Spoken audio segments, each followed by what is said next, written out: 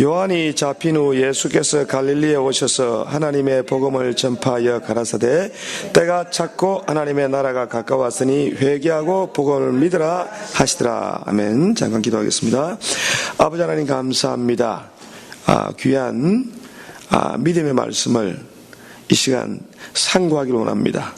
주님께 주신 말씀을 마음을 다하여 우리가 심령 속에 심을 수 있도록 주여 축복하여 주시옵소서. 귀를 열어주시옵소서. 성령의 음성을 듣게 하여 주시옵소서. 기쁨으로 돌아갈 수 있도록 주여 축복하여 주시옵소서. 아버지 감사합니다. 귀하신 이름 예수님의 이름으로 기도하옵나이다. 아멘. 제가 지난 수요일날은 고린도전서 15장 56절부터 57절 말씀을 전했습니다. 그때 내용이 뭐냐면 사망한 너에 이기는 것이 어디 있느냐? 사망한 너에 쏘는 것이 어디 있느냐? 사망의 쏘는 것은 죄요 죄의 권능은 율법이라. 우리 주 예수 그리스도로 말미암아 우리에게 이김을 주시는 하나님께 감사하노라. 우리 주 예수 그리스도로 말미암아 우리에게 이김을 주시는 하나님, 그 하나님께 감사하노라. 그렇게 바울이 말했는데, 복음에 대해서 이제 이런 복음을 처음에 사도들과 예수님의 제자들이 예수님의 복음을 처음에 이해했을 때 그 복음을 통해서 전달되는 예수에 대한 예수님에 대한 그 관점이 그 퍼스펙티브가 뭐냐면 예수님은 죽은 자 가운데서 다시 살아나서 승리하셨다. 그래서 예수님은 승리자.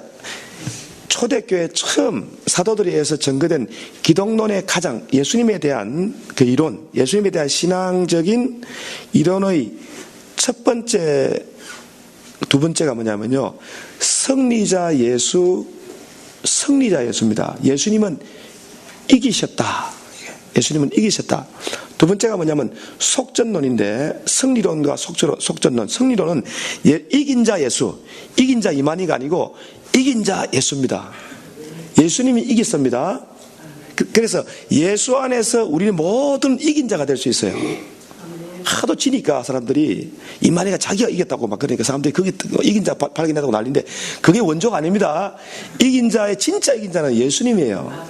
그 다음에 예수님이 어떻게 이기냐면요, 자기 몸을 희생해서 산 제사로 산 제물로 하나님께 드린 후에 죽음을 이기고 죄를 이기고 사망을 이기고 율법을 이겼다는 것입니다. 예수님이 뭘 이겼다고요? 죄를 이기고 죽음을 이기고 율법을 이기고 세상을 이기고 마귀를 이기고 하여튼 예수님 모든 것을 이기시고 승리하신 승리자다라고 하는 승리하신 하나님의 아들 예수에 대한 신앙을 초대교회 교인들은 딱 가지고 있습니다. 자, 그래서 예수를 하나님의 때가 찼고 하나님의 나라가 가까웠으니 회개하고 복음을 믿으라. 회개하고 복음을 믿으라 그랬습니다. 그래서 우리 믿는 사람들은 승리해야 되거든요. 우리는 승리해야 됩니다. 승리해야 될 대상이 첫째가 뭐냐면 죽음이에요. 자, 그래서 우리가 이겨야 될 대상을 조금 이제 한번 이렇게 짚어볼 필요가 있는데, 첫째로 우리 죽음을 이겨야 돼. 우리 죽음을 이겨야 됩니다. 제일 무서운 게 죽음이잖아요. 그죠? 마귀가 왜 무서워요? 죽이니까. 마귀가 무섭잖아요. 죽이잖아요. 그래서 죽음을 이겨야 되는데, 그 죽음이라고 하는 것이 대단히 무서운 이유가 뭐냐면, 여러분 죽음이 왜 무서워요? 왜 죽음이 무섭습니까? 차라리 이렇게 살아니 죽는 게 낫다고 죽음을 택하는 사람도 있잖아요. 그죠? 사실은 이렇게 살아니 죽는 게 낫겠다고 죽는 사람들은 죽음 후에 오는 뭡니까? 심판에 대해서 알지 못하고 정죄에 대해서 알지 못하고 그 죽음의 결과에 대해서, 한번 죽는 것은 사람에게 정하신 것이요 그 후에는 심판이 있으리니 죽음 후에 오는 심판의 무서움과 두려움을 모르기 때문에 차라리 죽는 게 낫다고 생각하지, 실제로 죽음은 죽음 자체가 중요하기보다는 그 육신적인 죽음, 영과 육이 분리되는 그 죽음보다 이미 죽은 자가 육체와 영혼이 분리된 다음에 다시는 돌이킬 수 없는 하나님의 심판과 정죄 아래 떨어지기 때문에 무서운 거예요.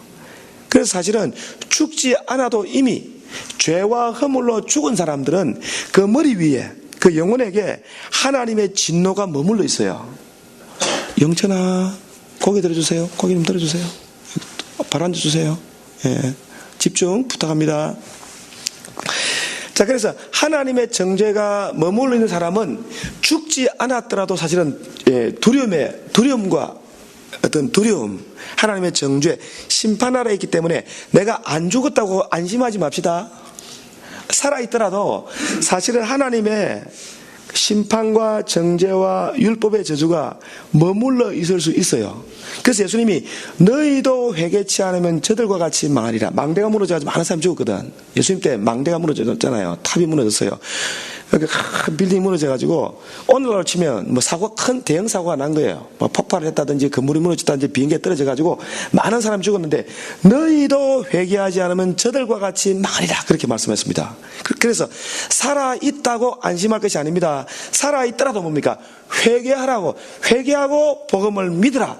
회개해야 우리가 정죄와 심판과 죽음의 진노에서 늘 벗어날 수 있습니다. 그래서 우리는 믿는 자에게, 내가 성경을 가만히 연구해 보니까 우리 믿는 자에게 주님께 요구하는 게 많지가 않습니다. 간단합니다. 오늘 예수님이 딱 하신 말은 그대로예요. 이게 핵심입니다. 때가 찼고 하나님의 나라가 다가왔으니, 이미 도달했으니까 회개하라. 그리고 복음을 믿으라. 요 두 가지입니다. 회개와 믿음만으로 우리는 하나님의 진노와 심판에서 벗어나서요, 하나님이 약속하신 복음의 축복 안에 머물러 살 수 있다는 것입니다. 회개해야 됩니다. 그럼 한번 물어볼게. 오늘 우리 교회가 뭐 회개해야 될 내용이 있다면 첫째 뭘까요? 뭘 회개해야 될 것 같아요? 권사님 뭐라고요? 알고 계신 것 같은데. 뭐 저도 마찬가지지만 열심을 지금 못 내는 걸 회개해야 됩니다. 우리가 뭔가 모르게 좀 쳐져버렸어요. 이렇게 뭔가 모르게 쳐졌죠? 뭐 저도 마찬가지입니다만 다 쳐졌잖아요.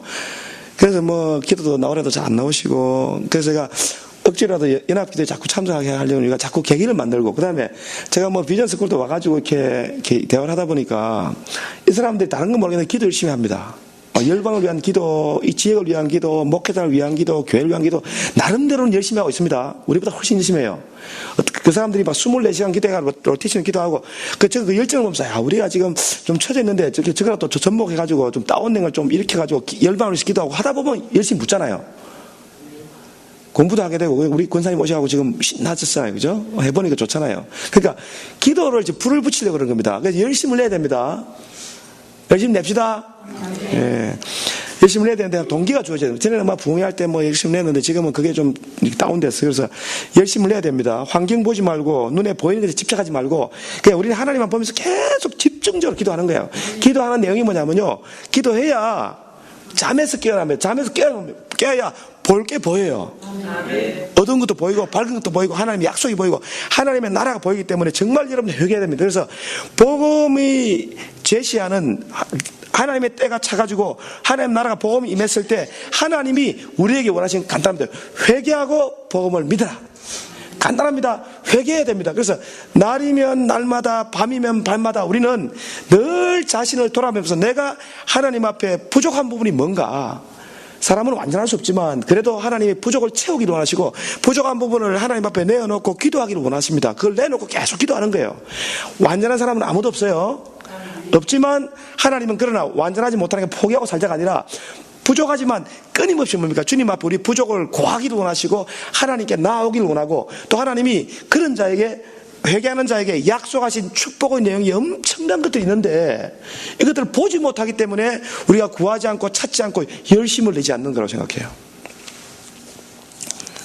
자, 그래서 이제 우리가 이제 이겨야 될 게 죽음입니다. 그러니까 죽음이라고 하는 것이 뭐냐면, 사망이 무서운 이유가 뭐냐면, 죽는 게 무서운 이유가 뭐냐면요, 욕심이 잉태한 적 죄를 낳고 죄가 잉태한 적 사망을 낳습니다. 그래서 사망이 나는데, 사람이 죄 때문에 하나님과 분리돼가 정죄와 심판 가운데 머물러 있는 것이 사망이에요.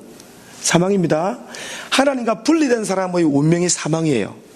그래서 사람은 이 죽음을 이겨야 됩니다. 이 사망을 이겨야 됩니다. 그런데 이제 이 사망이 어디서부터 왔느냐? 사망이 먼저 온 게 아니잖아요. 뭐 때문에 사망이 왔습니까? 죄 때문에 사망이 왔습니다. 그래서 사망의 쏘는 것, 사망이 찌르는 것, 사망의 그 원인, 사망케 하는 원인, 사망을 찌르는 것. 찌르면 죽잖아요. 사망이 왜 죽일 수 있냐면요, 죄 때문입니다.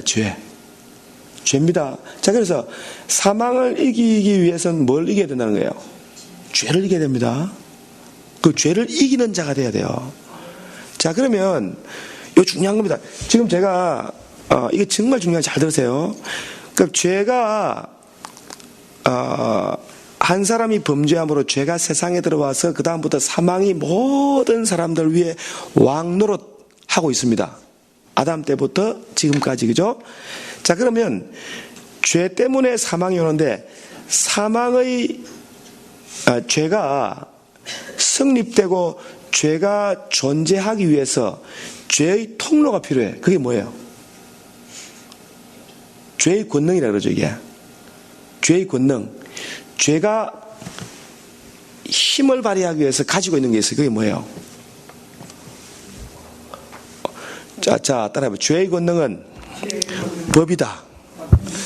법이 없으면 죄가 없어요. 법이 있으니까 죄가 있잖아요. 그죠? 그래서 순서를 잘 기억하세요. 죽음이 먼저가 아닙니다. 죽음 이전에 죄가 있고, 죄 이전에 뭐가 있어요? 법이 있어요. 그래서 법이 있기 때문에 죄가 힘을 씁니다. 법이 있기 때문에 죄가 있잖아요. 먹지 말라고 하는 법이, 금지법이 있으니까 먹으니까 죄가 들어오잖아요. 그죠? 그렇죠. 65마일로 달리지 말라고 하는 법이 있으니까 75마일로 달리면 법에 걸리니까 죄가 정해지잖아요. 그죠? 그래서 법이 있기 때문에 죄가 있기 때문에 죄가 들어오는 거예요. 그래서 죄도 이겨야 되지만 그것도 또 뭐 이겨야 돼? 법을 이겨야지, 법을. 법을 이겨야 됩니다. 법을 이겨야 돼요. 법을 어떻게 이기려고? 자, 그 다음에 법이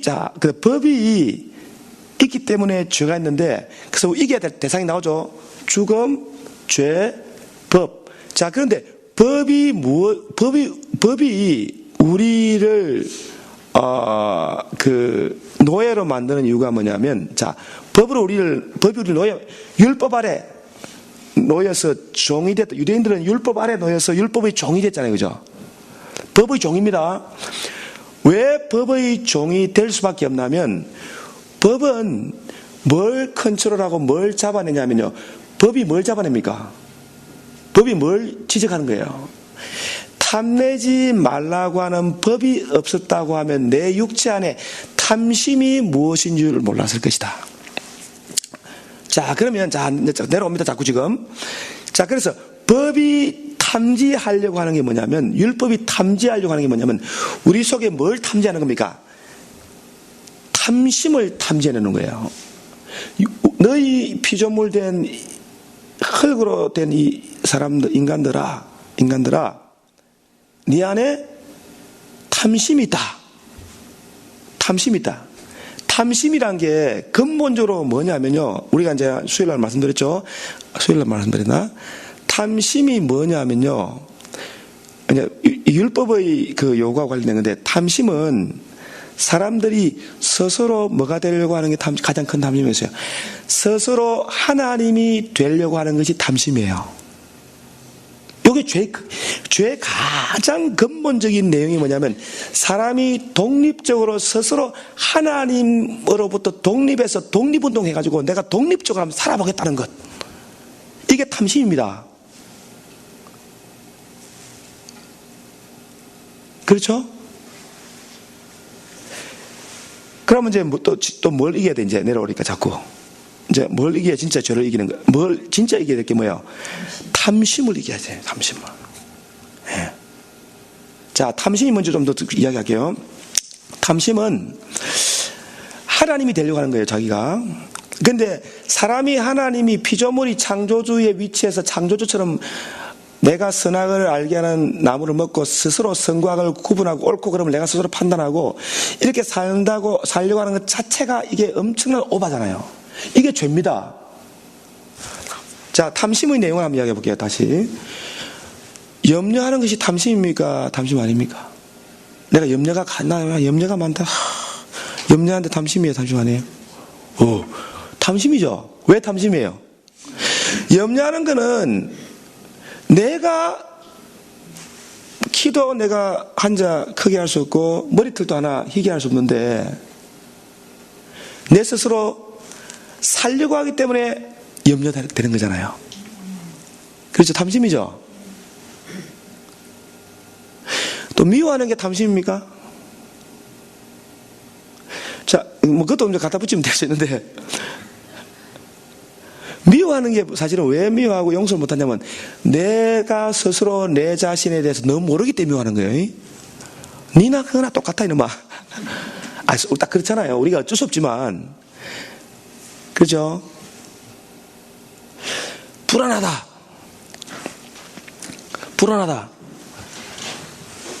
뭐 불안이나 염려나 근심이나 그 다음에 미워하는 거나 용서하지 못하는 거나 하여튼 이런 우리 안에 모든 탐심들이 하나님의 피조물인데도 불구하고 하나님이 원치 않는 것들을 피조물로서 선을 넘어가지고 막 원하는 거예요. 그렇죠? 자, 그래서 율법이 무엇을 가만히 이제 공부를 해보니까 율법이 뭘 자꾸 지적하냐면 너는 하나님이 아니로소이다. 너는 피조물이다. 너는 피조물이므로 하나님 앞에 끊임없이 뭡니까? 자신이 부족함을 깨닫고 하나님 앞에 겸손하게 나와서 하나님께 뭘 구하라? 은혜를 구하라는 거예요. 은혜를 구하라.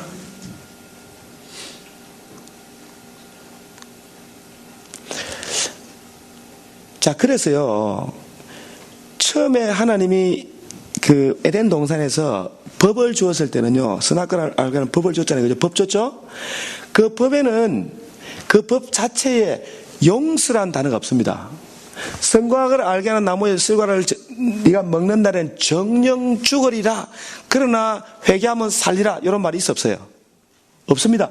처음에 하나님의 법을 주셨을 때, 하나님이 계명, 율법을 주었을 때, 하나님이 아담에게 법을 주었을 때, 그 법 자체가 요구하는 것을 불순종했을 때 사람들에게는 심판과 정죄와 죽음뿐이지 저주밖에 없지 그게 용서한 게 없어요. 이게 법의 속성입니다. 그래서 피조물이 하나님처럼 돼서 하나님 행세를 하려고 할 때 하나님 행세를 하려고 하는 피조물에 대한 하나님의 자비와 용서는 전혀 없습니다. 반드시 너는 죽고 너는 반드시 저주받는다는 겁니다.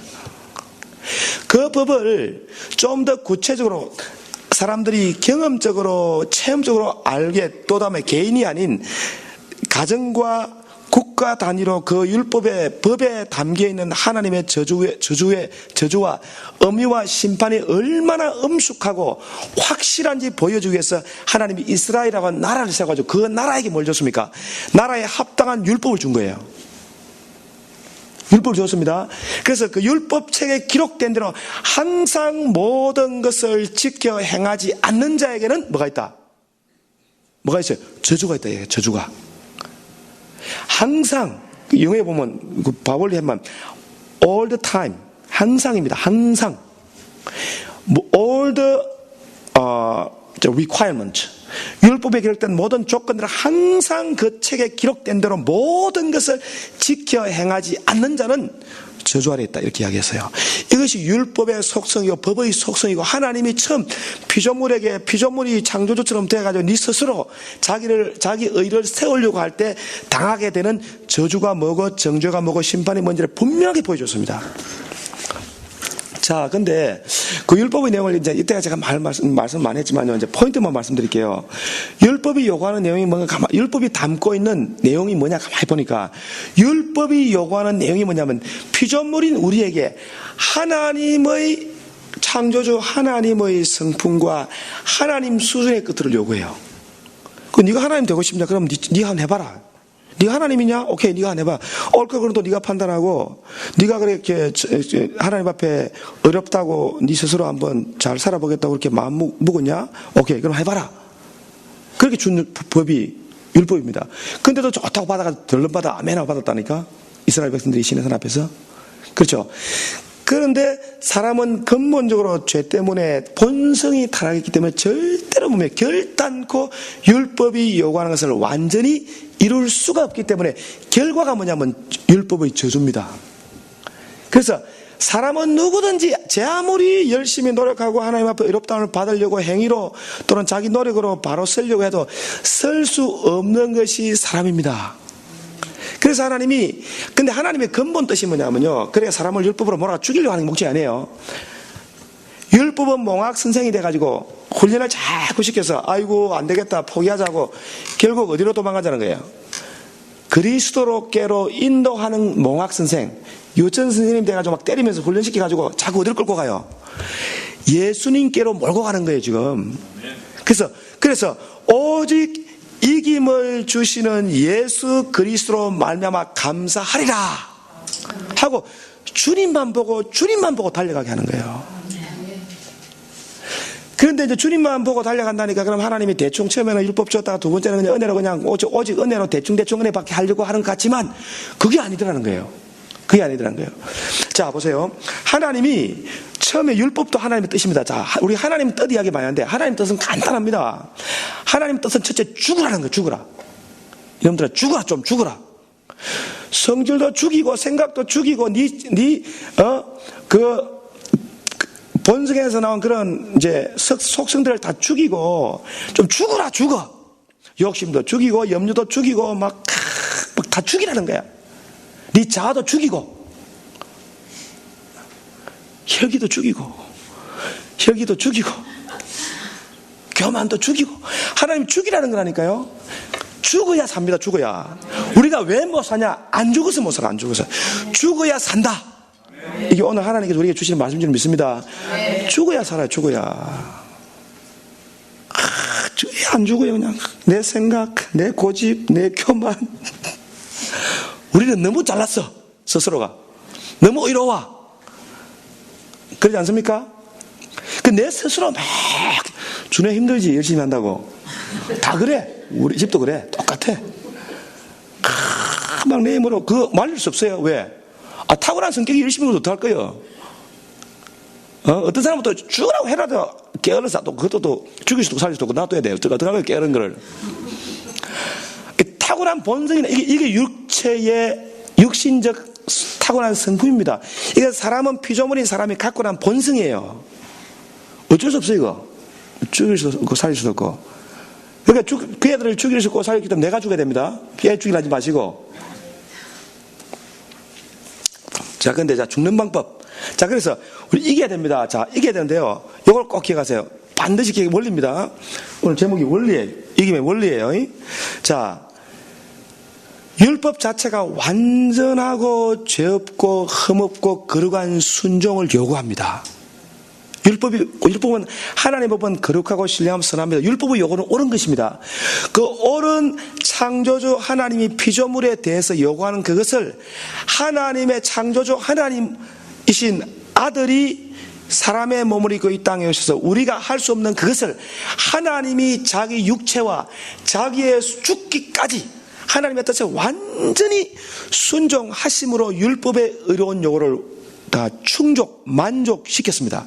여기에 만족론이라 그럽니다. 근데 여기 중요한 것은 하나님이 예수님이 율법의 요구를 완전히 만족시켜서 우리를 대신해서 우리가 짊어져야 될 저주와 죽음과 사망의 모든 것을 주님이 값을 he paid all the debt we owed to God. 우리가 진 모든 빚을 예수님이 십자가에서 완전히 다 페이해버렸습니다. 페이했기 때문에 율법을 만족시키지 못해서 내가 본성적으로 약해서 지을 수밖에 없는 염려, 근심, 불안, 불신앙, 교만, 혈기, 정욕 모든 잘못에 대한 죄의 값을 주님이 전부 다 지불했다는 게 중요한 거. 그래서 우리는 율법에서 요구하는 만큼 이게 중요합니다. 율법에서 요구하는 만큼의 빚 때문에 괴로워하거나 고통스러워할 필요는 없습니다. 그것이 옛 언약의 옛 계약서에 담겨있는 빚이야. 옛 계약서에 담겨있는 빚은 1만 달란트예요. 우리는 못 갚습니다. 금 1만 달란트, 그 당시 엄청난 부자들만 부자가 아니기 때문에 우리는 그 빚을 갚을 수가 없어요. 빚을 갚을 수 없기 때문에 하나님이 아들이 우리를 대신해서 십자가에서 그 빚을 다 갚아 주셨습니다. 요거를 믿는 것이 믿음이에요. 이게 복된 소식이에요. 내가 갚았다. 주님이 갚았다. 때가 찼고 하나님의 나라가 가까웠으니 이것을 믿으라. 이것이 복음이다. 내가 빚을 갚고 내가 율법을 이겼다. 율법이 요구하는 그 무서운 요구를 하나님이 시기 때문에 그분이 승리하신 거예요. 율법의 요구를 갚으시고 율법의 저주를 이기시고 승리하신 승리자 예수님이 죽었다가 부활하신 예수님이에요. 아멘. 오늘 또 녹음 안 돼서 큰일 날까 봐 내가 녹음기를 보내. 그 예수님이 이겼습니다. 그 이긴 자 예수님을 메시아로 주님으로 인정하고 영접하고 받아들이고 그분께 순종하면서 그분이 요구하는 쉽고 가벼운 요구를 만족시키는 자에게 복음의 축복이 저와 여러분들일 거예요. 아, 정말 쉽죠? 그래서 주님이 원하시는 게 뭐냐면 일단은 너희가 회개하라. 뭘 회개하냐? 너희들이 율법의 요구도 이루지도 못하면서 뭐 잘난 체하고 그냥 어려운 체하고 막 그랬잖아. 바리새인들아, 이스라엘 백성들아, 요나야. 율법에서 요구하는 거 하지도 못하면서 스스로 한다고 스스로 어렵다고 생각하는 이 서기관들과 바리새인들아, 너희는 바로 요나와 같은 사람들이다. 그래서 내가 너희들에게 보여줄 것은 요나의 표적밖에 없다. 그렇게 말씀하신 겁니다. 그래서 바리새인들이 침례를 받지 않으므로 하나님의 뜻을 뭡니까? 저버렸다. 그 성경 나와 있잖아요. 하나님의 뜻이 다른 거 아닙니다. 하나님의 뜻은 회개하라. 매일 회개하라. 끊임없이 회개하라. 우리 회개할 것밖에 없어요. 회개한다는 말은 하나님 저는 참 부족합니다. 그냥 내가 해도 안 되고 나는 하려고 해도 안 되고 늘 부족, 늘 셉니다. 안 쓰려고 해도 세네 자꾸. 그걸 이제 고백하는 게 회개예요. 회개하면서 주님이 세워놓은 작은 요구에 순종을 해야 돼요. 작은 요구, 적은 일에 충성해야 됩니다. 이게 적은 일입니다. 적은 일은 뭡니까? 항상 기도하라. 쉬지 말고 기도하라. 범사에 감사하라. 기도하고 금식해라. 하늘에 쌓아라. 심으라. 이런 것들 하나님이 계속 주시는 거예요. 근데 그런 게 그래서 예수님이 요구하는 짐은 가볍고 쉽습니다. 은혜 그러면서 우리가 은혜를 잘못 이해했을 때는, 은혜는 뭐 새벽 기도도 안 하고, 기도도 안 하고, 금식하지 말고 과식해라 그러고, 막 과일을 먹는 게 과식이다. 그러면서 내가 막 옛날 그랬잖아요. 근데 기도하니까 하나님, 감동이 성령께서, 성령은 어머니와 같아요. 누가 그래. 지난주 그저께 금요일날 김영수 목사님이 설교하시는데 제가 은혜 받은 게 뭐냐면, 성령님은 어머니십니다. 근데 가만히 생각하니까, 맞다. 성령님은 어머니라는 말이 이게 무슨 뜻이에요? 엄마들의 장점이면서 약점이 뭔지 아세요? 뭐 엄마마다 다를 수 있겠지만 우리 집의 엄마는 좀 어떤 부분이 있냐면 옳고 그름이 없어 이게. 아니, 애가 잘못하면 혼내야 되잖아요. 근데 엄마는 무조건 감싸주려고 그래. 다른 집은 어떠세요? 우리 집은 그래요.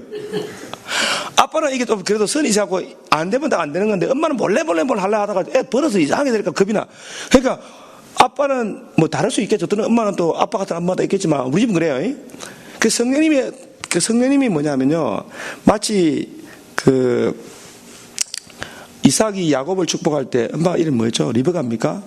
엄마가 염소 털을 씌워가지고 네 형님 행세를 해라. 네가 복 받아라. 그러니까 자기가 없는 아들이 복을 받을 수 있도록 이게 조건을 만들어 주듯이 성령께서 우리에게 시시때때로 주시는 감동을 잘 여러분 따라가야 돼요. 따라가야 됩니다. 그래서 그런데 그 감동이 그냥 오는 게 아니잖아요. 그 감동이 그냥 오는 것이 아니라 그냥 오는 것이 아니라 뭐예요? 성령님의 예민하기 위해서 계속 깨어있고 기도하고 계속 육신의 생각이 나의 생각을 지배하지 않도록 성령에 민감하는 하나님의 작은 요구에 충실할 때 성령님의 감동이 오고 그 감동을 따라 순종할 때 하나님의 축복이 옵니다. 여러분, 우리 금요기도회 때 이제 기도하잖아요. 그죠? 근데 이제 사람이 점점 줄어요. 그래서 이제 기도하면서 제가 이거 없애버릴까 하다가 이제 연말 되면 또 목사들이 고민이야. 이게 잘 모이지 않는 거 그냥 우리끼리 하지 말고 그냥 클로즈 할까 말까 기도를 이제 하는데, 근데 제가 이제 뭐 제 개인적인 감동이지만 이건 없애면 안 되겠다는 생각이 들어요.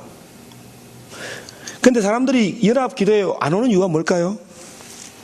1번, 목사들이 설교를 너무 시원찮게 해서. 2번, 목사들이 마음에 안 들어서. 3번, 헌금이 부담돼서. 4번, 항상 까먹기 때문에. 목사가 광고를 안 해가지고 까먹어버려요. 그래서 이제 좀 더 오게 하려고 별수를 다 쓰는 거야. 뭐 찬양을 한번 세게 해보자. 두 번째, 헌금을 아예 그냥 돌리지 말고 그냥 저쪽에 뒤에 두고 사람도 부담스러워하니까 헌금 부담 때문에 못 올 수 있으니까 헌금성을 아예 밖에 뒀든지 어떻게 해서 사람들이 부담 없이 하자. 그럼 올 것 같아요? 그래도 안 와. 그런데 제가요, 요즘 그냥 깨달은 건데요. 저는 이 연합 기도에 갈 때 전에는 안 그랬습니다. 지금은 되게 기대감을 갖고 와요. 기대감을. 왜냐하면 사람들이 얼마 안 모이고 좀 초라해진 것 같지만, 사람들이 많이 모여가 좋은 것 같지만 그게 절대 아닙니다. 이게 믿음의 눈이, 이게 하나님이 주시는 감동을 따라가야 됩니다. 그 연합 기도회 때 제가 이게 기대감을 갖고 하는 이유가 뭐냐면, 평소 때 기도도 하고 금식도 하고 이렇게 막 준비를 하다가 딱 감동이 와요. 오늘은 하늘문이 열리겠다. 오늘은 참수자들이 다 은혜 받겠다. 헌금을 얼마만큼 준비해야 되겠다. 이런 감동이 온다니까? 그럼 딱 하면요, 확 성령의 역사가 나타나요. 오늘 참수자들이 다 은혜 받겠구나. 이 감동이 온다니까요? 그럼 은혜가 확 쏟아지는 거야. 우리의 비전스쿨도 마찬가지입니다. 제가 뭐 어떻게 하다가 이제 최순환 목사한테 이렇게 걸려가지고 어떻게 이렇게 흘러갔는데, 뭐 그걸 따지면 절차가 복잡시라고 내가 따질 수도 있어요. 근데 뭐 그거 생각 안 하고 그냥. 근데 한번 내가 제가 여기 매일 돌거든요. 앞에를 여기 도는데, 또 금식을 해야 될 게 그냥 딱 그런데 그 감동을 안 받다가 머리를 막 흔들고, 아니야 이게 잘못, 금식 노 할까 말까 막 또 고민 또 돌아. 근데 또 감동이 어떻게 오냐면, 참는 자가 복이 있다. 아니 내가 뭘 참으라고, 배고픔을 참아야 된다. 두 번째, 심은 만큼 거둔다. 그래서 하루 종일 또 24시간짜리 또 금식 들어가는데 힘듭니다. 그것도 사실은요. 그럼 보세요, 안 힘든가? 근데 딱 끝나고 나서 시간이 딱 지나면, 야, 잘했구나. 그 작은 거지만 내가 순종 잘했다. 그래서 성령님이 우리 마음에 감동을 주세요. 감동을 줍니다.